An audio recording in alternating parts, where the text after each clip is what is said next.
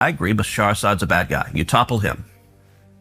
And one of the 9 other groups takes over. 7 of them were affiliated with radical Islamic terrorism. You had Al-Qaeda and Al-Nusra. I'm like, wait, how is it better to have lunatics who hate us in charge? Assad's a bad guy, but I don't want worse guys in charge. Obama administration couldn't give an answer to that. And ultimately, when you press them, John Kerry in particular, I pressed, and he would say, well, we need to defend international norms. Like, what the hell's an international norm? I don't know what it is, but I'm not interested in putting U.S. servicemen and women in harm's way to defend one. Amen. So I opposed the Syria attack and opposed it vocally. And it was interesting. Rand and I agreed. Rand's a friend of mine, but we agreed with that position for different reasons.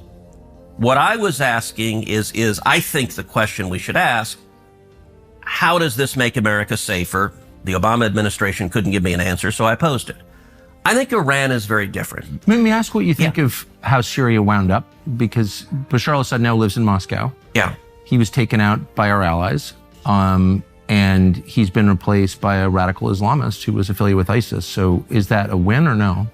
Unclear. Look, Syria's a mess, so I've consistently opposed. But we had a secular leader in a religious and ethnically diverse country. Now we have a religious extremist, Islamic religious extremist, who's overseeing the purge of Christians and Alawites. Is that better? That doesn't seem like a win. One of the things you said is you said he was taken out by our allies. I don't think that's right. Israel didn't take Assad out.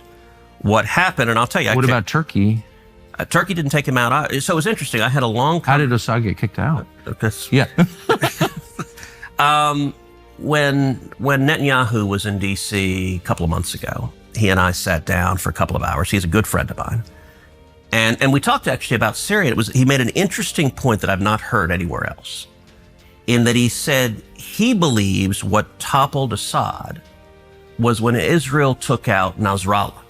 Nasrallah was the head of Hezbollah, and they took him out. And he made an interesting point. He said it's fascinating how a charismatic leader, and Bibi said, look, Nasrallah was a very effective terrorist leader. And when they took him out, that power base was supporting Assad. And that ultimately, in Bibi's analysis, removed the support from Assad and toppled him. But they weren't trying to take out Assad. My view now, I don't know.